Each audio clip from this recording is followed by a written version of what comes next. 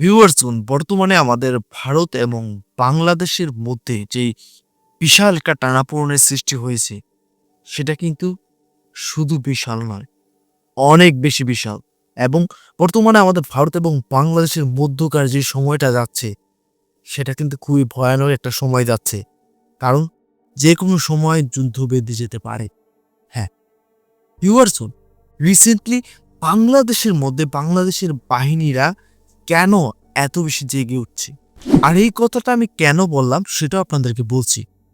এদিকে আমাদের ভারতের মধ্যে কিন্তু বেশ ভালো প্রস্তুতি চলছে, সামরিক প্রস্তুতি, যুদ্ধের প্রস্তুতি।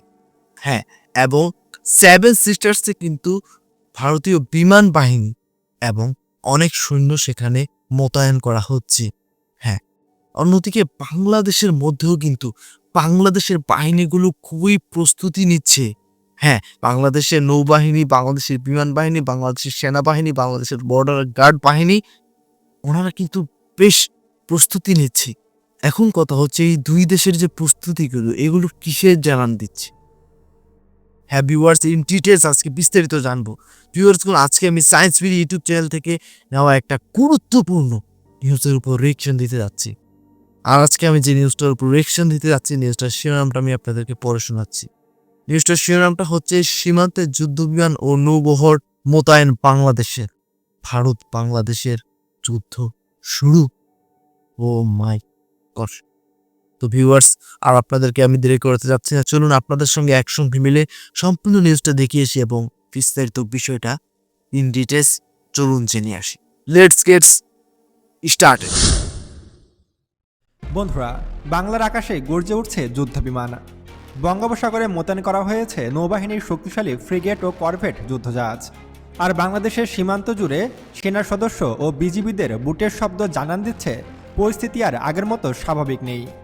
বাংলাদেশ সেনাবাহিনী, নৌবাহিনী এবং বিমান বাহিনী, তিন বাহিনী এখন সর্বোচ্চ সতর্ক অবস্থানে রয়েছে। প্রশ্ন উঠেছে, তবে কি সত্যি একটি যুদ্ধের দিকে এগিয়ে যাচ্ছে এ অঞ্চল? ভারত বাংলাদেশ কি যুদ্ধে জড়াতে পারে? ভারত যেমন তাদের সীমান্তে যুদ্ধের প্রস্তুতি নিচ্ছে, মোতায়েন করছে যুদ্ধবিমান থেকে শুরু করে যুদ্ধ ট্যাঙ্ক, অপরদিকে বাংলাদেশও কিন্তু যুদ্ধের জন্য সম্পূর্ণ প্রস্তুতি নিচ্ছে। সব কিছু মিলিয়ে ভারত বাংলাদেশে একটি যুদ্ধের উত্তেজনা দেখা দিয়েছে। এবং এই উত্তেজনা কি শেষ পর্যন্ত যুদ্ধে জড়াবে কিনা সে সম্পর্কে বিস্তারিত আলোচনা করা হবে আজকের ভিডিওটিতে। তাই আজকের এই ভিডিওটি অনেক বেশি গুরুত্বপূর্ণ ও ইনফরমেটিভ হতে চলেছে। তাই ভিডিওটি মনোযোগ সহকারে একদম শেষ পর্যন্ত দেখার অনুরোধ রইল। তো চলুন শুরু করা যাক। বন্ধুরা, দক্ষিণ এশিয়ার ভূ রাজনীতিতে কি এক মহাপ্রলয়ের পূর্বাভাস পাওয়া যাচ্ছে? দীর্ঘদিনের স্থিতিশীল সীমান্তে কেন হঠাৎ যুদ্ধের দামামা বেজে উঠেছে?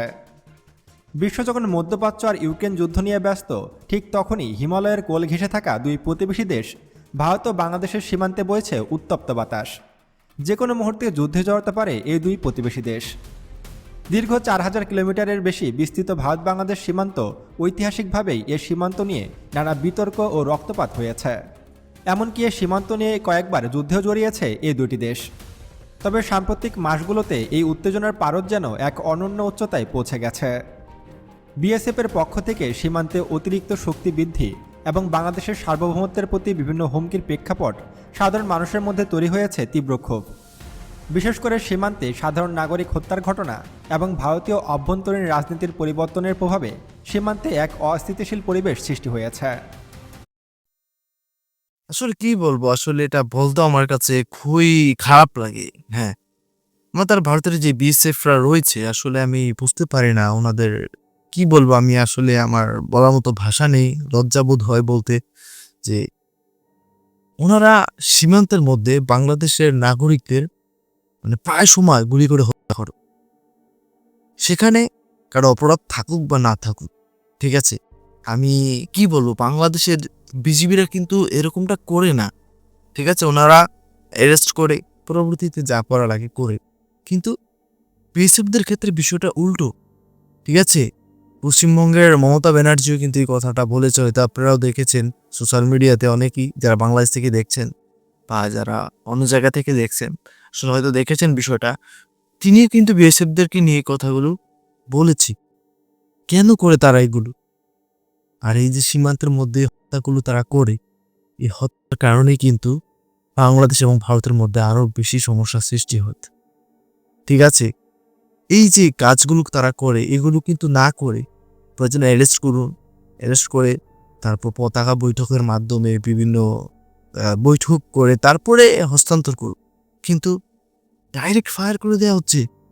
কি বলবো আর, আসলে আমার মানে বলার ভাষা নিয়ে। তাহলে চলুন বাকি অংশটা দেখে আসি। ঢাকা এবং দিল্লির কূটনৈতিক টেবিল যখন শীতল, তখন সীমান্তের ময়দান হয়ে উঠেছে তপ্ত। ইতোমধ্যে দুই দেশের প্রতিরক্ষা বিশ্লেষকরা বলছেন, সীমান্তে এখন আর কেবল বিজিবি বা বিএসএফ নয়, বরং পদ্মার আড়ালে তৈরি হয়ে আছে দুই দেশের নিয়মিত সেনাবাহিনী। অর্থাৎ দুই দেশই তাদের সেনাবাহিনী মোতায়েন করেছে সীমান্তে। বাংলাদেশ এবার স্পষ্ট বার্তা দিয়েছে, সীমান্তে নাগরিকদের সুরক্ষা এবং দেশের সার্বভৌমত্ব রক্ষায় তারা আর ছাড় দিতে রাজি নয়। এই জিরো টলারেন্স নীতিই কি সংঘাতের পথ প্রশস্ত করছে? বন্ধুরা, বাংলাদেশ প্রতিরক্ষা ব্যবস্থার মূল মেরুদণ্ড হল বাংলাদেশ সেনাবাহিনী। বর্তমান পরিস্থিতি বিবেচনায় দেশের সীমান্তবর্তী ক্যান্টনমেন্টগুলোতে সাজ সাজ রব।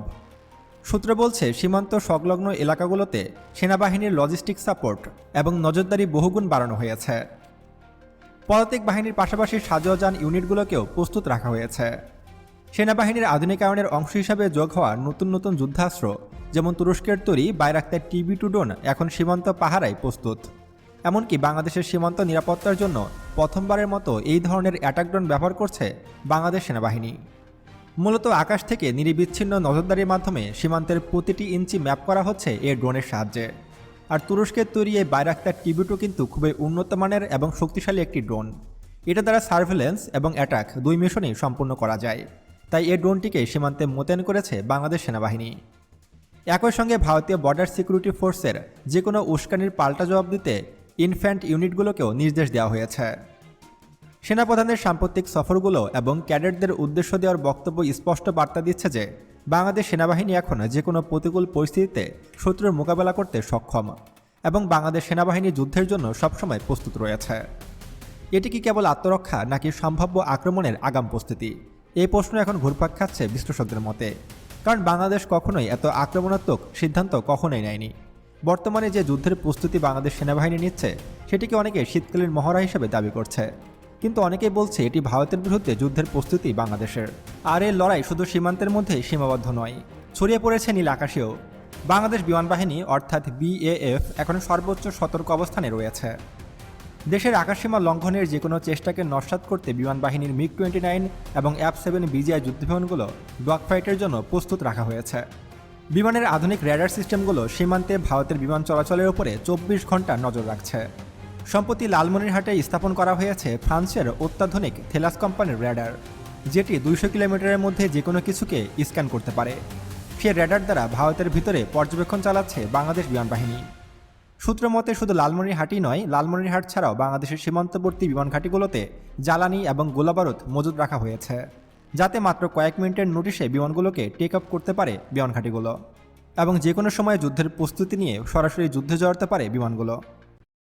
আসলে বিমান বাহিনীর উদ্দেশ্যে মানে বাংলাদেশ বিমান বাহিনীর উদ্দেশ্যে আমার একটা কথা যেটা আমি আবারও বলতে চাই, আসলে প্রস্তুতি যতই ভালো হোক না কেন, ঠিক আছে, যদি আপনাদের কাছে ভালো পাওয়ারফুল যুদ্ধবিমান না থাকে তাহলে সে প্রস্তুতিটাই ব্যর্থ যাবে। তো সেই জায়গা থেকে আমার মতে, ঠিক আছে, প্রথমে পাওয়ারফুল যুদ্ধবিমানগুলোকে ক্রয় করতে হবে। হ্যাঁ, রিসেন্টলি বাংলাদেশ করছেও, হয়তো এখনো ডেলিভারি পায়নি, তবে সে যুদ্ধবিমানগুলো যদি পেয়ে যায় তাহলে যে প্রস্তুতিটা ওনারা নিচ্ছে সে প্রস্তুতিটা পুরোপুরি কাজে আসবে। ঠিক আছে, যদি বিপদে পড়ে বাংলাদেশ তাহলে সেটা মোকাবেলা করতে পারবে। এছাড়া আমার মনে হয় না সেই আগেকার আমলের যুদ্ধবিমান দিয়ে কিছু করা সম্ভব হবে এই ডিজিটাল যুগে এসে। আপনাদের কি মনে হয় অবশ্যই কমেন্ট করে জানাবেন। তাহলে চলুন বাকি অংশটা দেখে আসি। আকাশ প্রতিরক্ষায় বাংলাদেশ এখন অনেক বেশি আত্মবিশ্বাসী। আধুনিক surface two surface air missile system বা SAM মোতায়েন করা হয়েছে গুরুত্বপূর্ণ পয়েন্টগুলোতে। ভারতের আকাশসীমা থেকে কোনো ড্রোন বা ফাইটার জেট যদি ভুল করেও বাংলাদেশের আকাশসীমায় প্রবেশ করে, তবে তার পরিণতি কী হতে পারে তা নিয়ে বিমান বাহিনীর কঠোর অবস্থান পরিষ্কার। ইতিমধ্যেই সর্বোচ্চ সতর্ক অবস্থায় রয়েছে বাংলাদেশের প্রত্যেকটি বিমান ঘাঁটি। এছাড়াও নতুন নতুন যুদ্ধবিমানের জন্য নতুন নতুন চুক্তি বাস্তবায়ন করে চলেছে বাংলাদেশ সরকার। হয়তো আগামী কয়েক মাসের মধ্যেই নতুন যুদ্ধবিমানের ডেলিভারি পাবে বাংলাদেশ। বিশেষ করে পাকিস্তানের F-17 থান্ডার, ইতালির ইউরোফাইটার টাইফুন এবং চীনের J-10C ফাইটার জেট যুক্ত হতে পারে বাংলাদেশ বিমান বাহিনীতে। আর এই যুদ্ধের প্রস্তুতি কেবল স্থলভাগেই নয়, জলভাগেও সমানভাবে দৃশ্যমান। বঙ্গোপসাগরের নীল জলরাশি এখন কৌশলগত দিক থেকে অত্যন্ত গুরুত্বপূর্ণ। বাংলাদেশ নৌবাহিনী তাদের আধুনিক ফ্রিগেট এবং করভেটগুলোকে নিয়ে গভীর সমুদ্রে অবস্থান নিয়েছে। বিশেষ করে বাংলাদেশের দুটি সাবমেরিন নবযাত্রা ও জয়যাত্রা এখন শত্রুর নৌবহরের জন্য বড় আতঙ্ক হয়ে দাঁড়িয়েছে। ইতোমধ্যে যুদ্ধবিমানের পাশাপাশি বঙ্গোপসাগরের নিচে সাবমেরিনও মোতায়েন করেছে বাংলাদেশ নৌবাহিনী। ভারত মহাসাগরীয় অঞ্চলে ভারতের নৌবাহিনীকে চ্যালেঞ্জ জানাতে বাংলাদেশ নৌবাহিনী তাদের আধুনিক মিসাইল সিস্টেম সজ্জিত করেছে বাংলাদেশের প্রত্যেকটি জাহাজে। সাগরপথে যদি কোনো অবরোধ বা উস্কানি আসে তবে তার উপযুক্ত জবাব দিতে নৌবাহিনীর বিশেষ কমান্ডো ফোর্স অর্থাৎ সোয়ার্ডস প্রস্তুত। ভারতের বিশাল নৌবাহিনীর বিপরীতে বাংলাদেশের কৌশল হল অপ্রতিসম যুদ্ধ বা অ্যাসোমেটিক ওয়ারফেয়ার, অর্থাৎ সংখ্যায় কম হলেও প্রযুক্তিতে নিখুঁত আঘাত এনে শত্রুর বড় ক্ষতি করা বাংলাদেশ নৌবাহিনীর প্রধান লক্ষ্য। আপনারা হয়তো জানেন যে ভারতীয় নৌবাহিনী দক্ষিণ এশিয়ার মধ্যে অন্যতম শক্তিশালী একটি নৌবাহিনী এবং তাদের হাতে শক্তিশালী দুটি এয়ারক্রাফট ক্যারিয়ার রয়েছে। এছাড়া বিপুল সংখ্যক সাবমেরিন রয়েছে ভারতের হাতে। তাই ভারতের তুলনায় বাংলাদেশ নৌবাহিনী বেশ ছোট, কিন্তু বাংলাদেশ নৌবাহিনী ছোট হলেও খুবই শক্তিশালী এবং খুবই দক্ষ। ইতোমধ্যেই শীতকালীন মহড়া শুরু হয়েছে বাংলাদেশ নৌবাহিনীর। সমুদ্র গর্জে উঠছে, একের পর এক মিসাইল ছুড়ছে বাংলাদেশ নৌবাহিনী। বাংলাদেশ নৌবাহিনীর ছোড়া প্রত্যেকটি মিসাইল যেন ভারতের বুকে আঘাত হানছে। তবে বিপরীতে ভারতও কিন্তু হাত গুটিয়ে বসে নেই। ভারতও তাদের নৌবাহিনীকে সর্বোচ্চ সতর্ক অবস্থায় প্রস্তুত রেখেছে। যে কোনো মূল্যে তারা বঙ্গোপসাগরের আধিপত্য বজায় রাখতে চায়। কিন্তু বাংলাদেশ নৌবাহিনী যেহেতু শক্তিশালী অবস্থান ধরে রেখেছে, সেহেতু বঙ্গোপসাগরের নিরাপত্তা এখন নিশ্চিত। ইতোমধ্যে বঙ্গোপসাগরের কোল ঘেঁষে ভারত তাদের হাতে থাকা শক্তিশালী ফ্রিগেট যুদ্ধজাহাজ বিএনএস কলকাতা মোতায়েন করেছে। তবে আমরা কখনোই চাইব না যে এই দুইটি প্রতিবেশী দেশ যুদ্ধে জড়াক, কারণ যুদ্ধ কখনোই শান্তি বয়ে আনে না, যুদ্ধ কখনোই কোনো কিছুর সমাধান হতে পারে না। তারপর যদি ভারত আমাদের উপরে আক্রমণ করে, তাহলে ভারতকে যথেষ্ট জবাব দেওয়ার মতো সক্ষমতা আমাদের দেশের রয়েছে। তবে ভারত যদি মনে করে তারা বাংলাদেশে হঠাৎ করে আক্রমণ করে দখল করে নেবে বা বাংলাদেশের গুরুত্বপূর্ণ অঞ্চল যেমন শিলিগুড়ি করিডোরের পাশে থাকা চিকেন নেকের পাশে থাকা রংপুর অঞ্চল বা ফেনী করিডোর দখল করবে, তাহলে ভারত সেটা কখনোই করতে পারবে না। বন্ধুরা, ভারতের বিপরীতে যে বাংলাদেশও যুদ্ধের প্রস্তুতি নিচ্ছে, এ বিষয়ে আপনার মতামত কী তা অবশ্যই আমাদেরকে কমেন্ট করে জানাবেন। এবং আরও এমন ভিডিও পেতে এখনই আমাদের চ্যানেল সায়েন্স বিটিকে সাবস্ক্রাইব করুন এবং পাশে আসা বেল বাটনে ক্লিক করুন। তো দেখা হচ্ছে পরবর্তী ভিডিওতে। ততক্ষণ পর্যন্ত সুস্থ থাকবেন, ভালো থাকবেন। আল্লাহ হাফেজ। তো ভিউয়ার্সগণ, সম্পূর্ণ নিউজটা তো আপনারা দেখতেই পেলেন। আশা করি আপনারা বিস্তারিত সবকিছুই বুঝতে পেরেছেন এবং জানতে পেরেছেন এবং দেখতে পেরেছেন। তো কি বলবো ভিউয়ার্স, ব্যক্তিগতভাবে আমি কখনোই চাই না যে যুদ্ধ হোক, যুদ্ধ কখনো ভালো দিক বয়ে আনে না। তবে রিসেন্টলি বাংলাদেশ এবং ভারতের মধ্যে যে সম্পর্কটা বিদ্যমান, আসলে এর দ্বারা ভালো কিছু আশা করা যায় না। হ্যাঁ, দেখুন, বাংলাদেশ একটা স্বাধীন দেশ। আমি আবারও বলছি, বাংলাদেশ একটা স্বাধীন দেশ। কিন্তু বাংলাদেশের উপর আমাদের ভারত সবসময় কর্তৃত্ব দেখানোর যে চেষ্টাটা করেছে বা কর্তৃত্ব দেখিয়েছেও শেখ হাসিনা সরকারের আমলে, তো সেটা কিন্তু আসলে বাংলাদেশিরা মন থেকে মেনে নিতে পারে না। প্রতিবেশী দেশ হিসেবে ভারত বাংলাদেশের মধ্যে সম্পর্ক ভালো থাকলে দুই দেশের জন্যই ভালো, সব দিক থেকেই ভালো এবং নিরাপত্তাটাও কিন্তু জোরদার থাকে। অন্যদিকে সীমান্তের মধ্যে বিএসএফ যে কাজগুলো করছে, সেগুলো আসলে আমি মেনে নিতে পারছি না। অন্যদিকে বাংলাদেশের মানুষ সেটা কিভাবে মেনে নিবে? বাংলাদেশের মানুষ সেটা আসলে মেনে নিতে পারছে না। আবারও বলছি, আমি ভিডিওর মাঝেও কথাটা বলেছিলাম যে অ্যারেস্ট করুন, অ্যারেস্ট করে পরবর্তীতে যা করা লাগে করুন, জেল হাজতে দিন, কিন্তু হয় ফায়ার কেন করছে? আসলে আমি কি বলবো, আর আসলে কি বলবো? হ্যাঁ, বলার মতো ভাষা আমি আসলে খুঁজে পাচ্ছি না। তো ভিউয়ার্স, মন থেকে চাই যাতে কোনো ধরনের সমস্যা না হোক, ঠিক আছে? দুই দেশের মধ্যে ভালো সম্পর্ক হোক এবং নিঃস্বার্থভাবে সম্পর্ক হোক। তবে একটা বিষয় না বললেই নয়, সেটা হচ্ছে বাংলাদেশের ইতিহাসে আপনি কখনোই খুঁজে পাবেন না যে বাংলাদেশ ইচ্ছাকৃতভাবে কোনো দেশের সঙ্গে ঝামেলায় জড়িয়েছে। হ্যাঁ, তবে বাংলাদেশ সবসময় প্রতিরক্ষামূলক অবস্থায় থাকে, ঠিক আছে? বাংলাদেশের উপর যদি কোনো ধরনের আঘাত আসে, ঠিক আছে, তাহলে বাংলাদেশ সেটার মোকাবেলা করার চেষ্টা করে। তো ভিউয়ার্সগণ, আজকে এই পর্যন্তই। কেমন লেগেছে আজকের রিঅ্যাকশন ভিডিওটা অবশ্যই কমেন্ট করে জানাবেন। যদি ভালো লেগে থাকে আপনারা চাইলে কিন্তু আমার ইউটিউব চ্যানেলটাকে সাবস্ক্রাইব করতে পারেন, ভিডিওতে লাইক করতে পারেন, কমেন্ট করে আপনার মূল্যবান মতামত জানাতে পারেন। বিদায় নিচ্ছি, এখানে দেখা হবে পরবর্তী কোনো একটা ভিডিওতে। ততক্ষণ পর্যন্ত সকলে ভালো থাকবেন, সুস্থ থাকবেন। Tata, bye bye.